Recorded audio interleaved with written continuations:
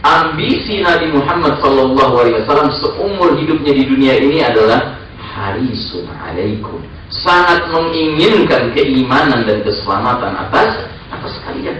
Nah, jadi saudara sekalian rahimakumullah, semenjak kita memiliki iman ini, kita punya amanah untuk share, untuk membagi iman ini kepada orang lain.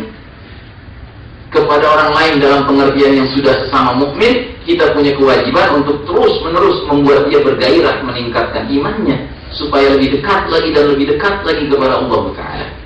Kepada orang-orang di luar Islam yang kita jumpai, kita bersemangat sekali untuk mengajarkan kepada mereka hakikat iman dan Islam itu, supaya mereka tidak terus-menerus mengisi hidup dalam kekosongan hubungan dengan Allah Ta'ala. Dan oleh karenanya Nabi Muhammad SAW, teladan kita yang terbaik, bila berjumpa dengan orang yang bukan muslim, dia tidak pernah menyia-nyiakan kesempatan kecuali mengeluarkan kata-kata yang penuh cinta dan kasih, kata-kata dakwah yang berbunyi aslim aslam, masuk Islamlah engkau, niscaya engkau bakal selamat di dunia dan di akhirat. Subhanallah. Orang itu terima, alhamdulillah. Dia nggak terima, ya tanggung jawab sendiri. Yang penting kewajiban sudah dilakukan oleh Rasulullah SAW. Nah, pernahkah kita mengajar?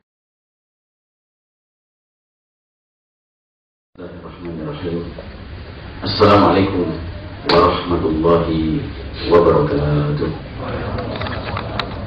Alhamdulillah Rabbil Alamin, wassalatu wassalamu ala ashrafil anbiya'i wal mursalin wa ala alihi wa ashabihi ajma'in.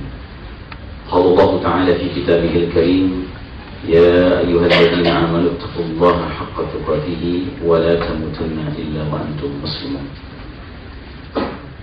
Jemaah sekalian, kaum muslimin dan muslimat yang dirahmati Allah. Jannah itu suatu tempat yang mata tidak pernah melihatnya,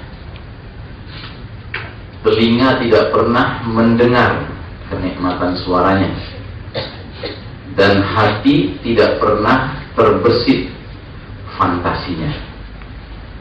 Nah, jadi saudara sekalian rahimakumullah, kita tidak mungkin bisa mewujudkan surga di dunia ini. Di dunia ini yang ada adalah perjuangan dan ibadah. Itu yang ada di dunia ini.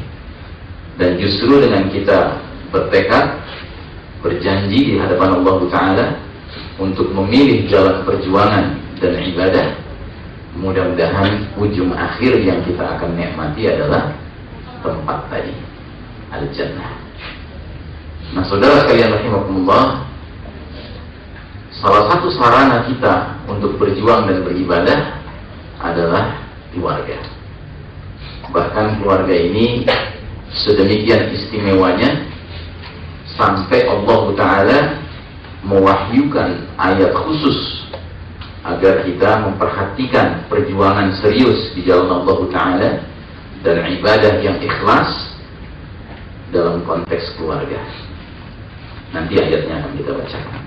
Nah, oleh karenanya di bawah ini ada kata-kata bahasa Arab yang setahu saya bukan hadis, bukan ayat, tetapi ini kata-kata yang memang biasa kita kenal dalam bahasa Arab. Baiti jannati, rumahku surgaku.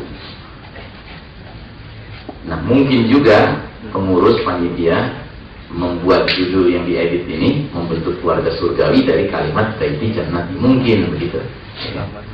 Nah, jadi saudara sekalian rahimakumullah, baiti jannati maknanya adalah bagaimana kita semua yang hidup dalam keluarga kita masing-masing, baik sebagai pemimpin keluarga maupun anggota keluarga, menghayati bahwa di permukaan bumi ini kita menjadi asing kecuali di suatu tempat di mana kita sudah memukaddimahi suasana kenyamanan, kenikmatan seolah-olah akan menuju ke jannah. Nah, itulah di rumah kita masing-masing. Makanya ciri orang yang normal, kalau dia pergi jauh-jauh dari rumahnya, muncul yang disebut dengan homesick. Homesick itu artinya kangen, rindu. Dan ciri orang nggak normal, kalau dia meninggalkan rumahnya, cuek, nggak ada perasaan kangen sama rumahnya. Nah, jadi saudara sekalian rahimakumullah, kenapa demikian? Karena di rumah itulah dia merasakan kenyamanan yang luar biasa, di mana dia tidak merasa gharib, tidak merasa asing dengan sesama anggota keluarganya, karena itulah orang-orang terdekat di dalam hidupnya, dan juga orang-orang tersebut tidak merasa asing bersama dia. Kalau di luar rumahnya, boleh jadi dia merasa asing.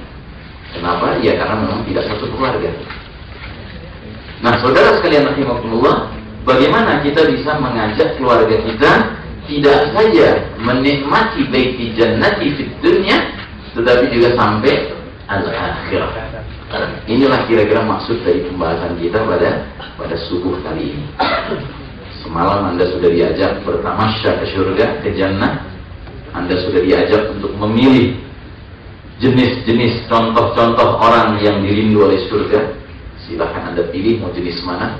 Jenis Abu Bakar yang terkenal lembut, boleh.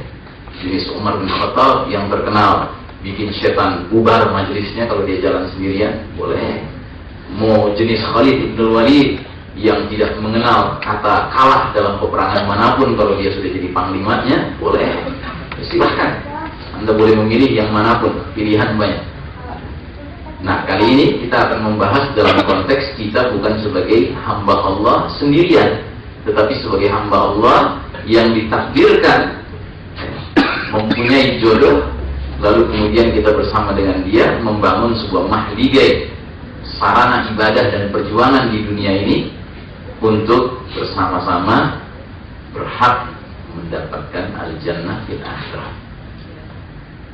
Lihat di sini ada wajah-wajah yang sudah ketemu jodohnya dan ada wajah-wajah yang belum berjodoh. Gitu. Kepada yang sudah ketemu jodohnya, mudah-mudahan dia bisa melakukan revitalisasi komitmen untuk mengokohkan sarana ibadah dan perjuangan dalam bentuk rumah tangganya. Bagi mereka yang belum berjodoh, semoga tidak lama lagi ketemu jodohnya. Allah mudahkan. Ya.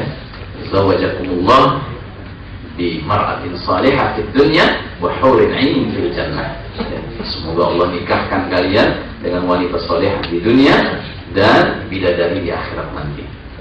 Nah, saudara kalian rahimakumullah, kita mulai dengan sebuah ayat Al-Quran yang menyebutkan apa kunci dari sebuah keluarga berkumpul dengan penuh sakinah di dunia dan juga dikumpulkan di akhirat kelak nanti fil jannah. Inilah ayatnya, surah At-Tur ayat 21. Walladzina amanu wattaba'athum dzurriyyatuhum biimanin alhaqna bihim dzurriyyatahum wama alatnahum min 'amalihim min syai' kullu imri'in bima kasaba rahin. Artinya, dan orang-orang yang beriman dan yang anak cucu mereka mengikuti mereka dalam keimanan, kami hubungkan anak cucu mereka dengan mereka, dan kami tiada kurangi sedikit pun dari pahala amal mereka. Tiap-tiap manusia terikat dengan apa yang dikerjakannya. Subhanallah. Jadi keluarga-keluarga yang sukses adalah mereka-mereka yang sedemikian rupa berjuang dan beribadah di dunia ini secara lurus, secara benar, hanya mukhlishina lahuddin, semata-mata karena Allah Ta'ala, sampai-sampai mereka berhak untuk berkumpul di dunia dengan penuh kemesraan dan berkumpul lagi di akhirat nanti dengan penuh kemesraan, bahkan diwarnai dengan kebahagiaan yang abadi. Nah, tapi ada syaratnya. Dan syaratnya itulah yang kami bold, kami garis bawahi dalam bahasa Arabnya, kami bold dalam bahasa Indonesianya. Wattaba'athum dzurriyyatuhum biimanin, dan mengikuti mereka, anak cucu mereka mengikuti mereka dalam keimanan. Nah, jadi saudara sekalian rahimakumullah, salah satu renungan tadi ketika ba'da qiyamul lail diingatkan oleh yang memimpin perenungan tadi bahwa kita yang hadir di sini alhamdulillah termasuk orang-orang yang istimewa. Karena apa? Kita diberikan nikmat iman, sebuah kenikmatan yang tidak semua orang di luar sana mendapatkannya. Masih banyak orang di luar sana yang tidak kenal dengan iman. Masih banyak orang di luar sana yang hidup di dalam kesesatan, dalam ketidakjelasan arah dan tujuan. Alhamdulillah, alhamdulillahilladzi hadana li hadza wa ma kunna linahtadiya laula an hadana Allah. Segala puji milik Allah yang telah memberi kami petunjuk kepada ini.